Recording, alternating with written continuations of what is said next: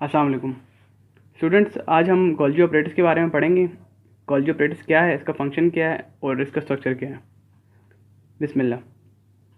Golgi operators को सबसे पहले इलेक्ट्रॉन माइक्रोस्कोप के ज़रिए 1898 में इटालियन बायोलॉजिस्ट कैमिलो गोल्जी ने देखा था। इटालियन बायोलॉजिस्ट कैमिलो गोल्जी ने सबसे पहले गोल्जी ऑपरेटर्स को देखा था। अभी गोल्जी ऑपरेटर्स है क्या? ये ऐसी स्टैक्स हैं जिनको जो मेम्ब्रेन बाउंडेड है और इनको सैक्स कहते हैं। ये वाली जो मेम्ब्रेन बाउंडेड सैक्स हैं, in blue you are seeing कि ये सैक्स हैं, ये सैक्स हैं, ये सैक्स हैं। ऐसी मेम्ब्रेन बाउंडेड सैक्स हैं जो कि मॉडिफिकेशन और पैकेजिंग में हेल्प करती हैं। ये आगे इसके फंक्शन में हम पढ़ेंगे। स्टैक्स, एक सिंगल स्टैक को हम कहेंगे सिस्टर्नी, ठीक है, और इस सिंगल स्टैक को जो ब्लू में शो हुई है इसको कहेंगे हम गोल्जी बॉडी।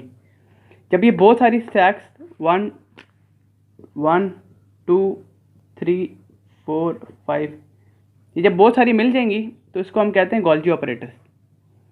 अब इस गोल्जी ऑपरेटर के साथ जब बहुत सारे वेसिकल्स जो स्मॉल में शो हुए हैं ऐसे, जब ये मिल जाते हैं इनको स्मॉल वेसिकल्स कहते हैं, एसोसिएटेड वेसिकल्स भी कहते हैं।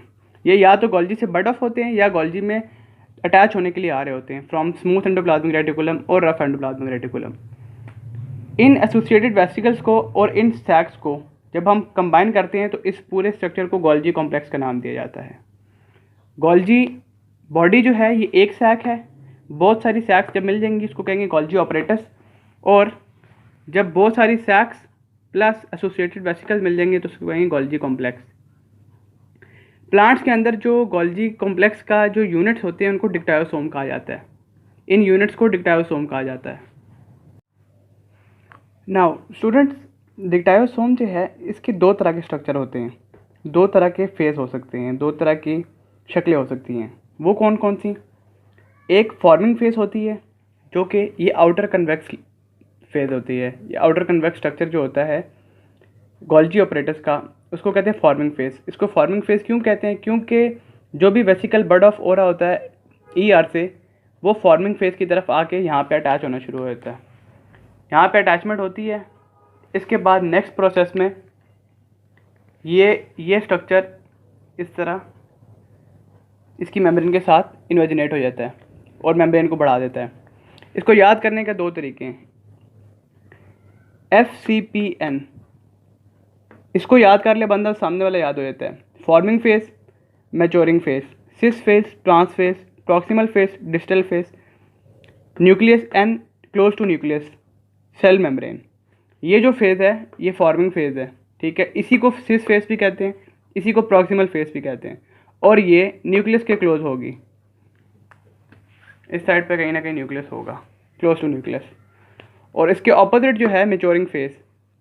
अच्छा, ये जो फॉर्मिंग फेस है ये कन्वेक्स होती है, फॉर्मिंग फेस कन्वेक्स होती है, और मैच्योरिंग फेस जो होती है वो कनकेव होती है। इसकी शक्ल इस तरह होती है और इसकी शक्ल कन्वेक्स होती है।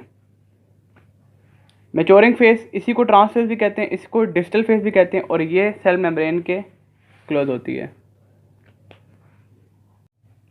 अब गोल्जी ऑपरेटर्स क्या है, गोल्जी कॉम्प्लेक्स के फंक्शंस क्या हैं? गोल्जी कॉम्प्लेक्स का फंक्शन है मॉडिफिकेशन, पैकेजिंग और ट्रांसपोर्ट।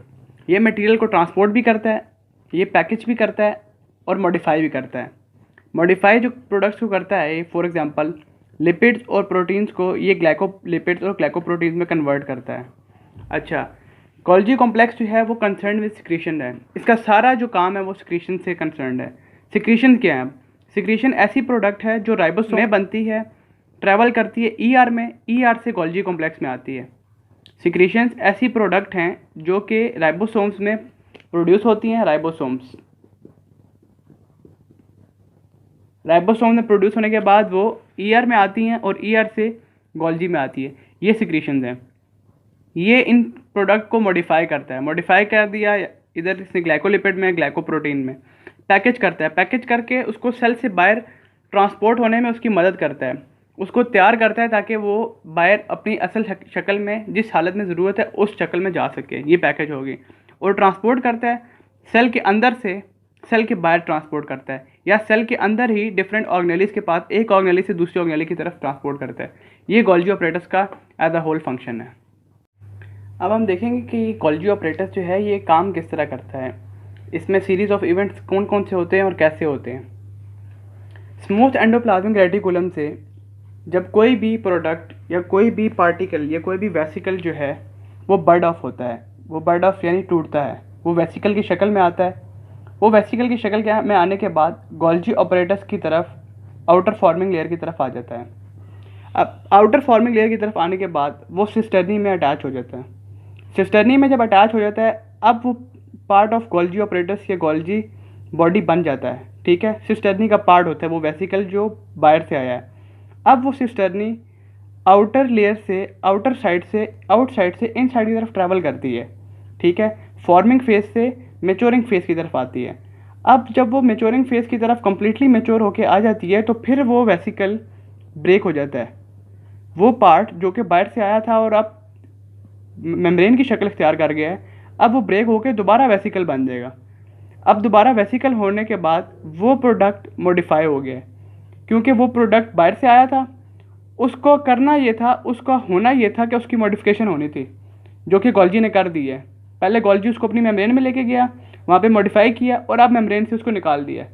अब मॉडिफिकेशन होगी उसकी, अब वो प्रोडक्ट फिनिश प्रोडक्ट में चेंज हो गया है। अब वो सेल से बाहर एक्सपोर्ट के लिए भी थ्रू एक्सोसाइटोसिस यूज़ हो सकता है। सेल के अंदर डिफरेंट ऑर्गेनेल्स के पास भी वो जा सकता है। जैसे कि यहीं से जो प्रोडक्ट टूटेगा वही लाइसोसोम बनाएगा, आगे वही प्राइमरी लाइसोसोम बनाएगा, फिर उसके साथ दोबारा जब वेसिकल अटैच होगा वो सेकेंडरी लाइसोसोम बना देगा।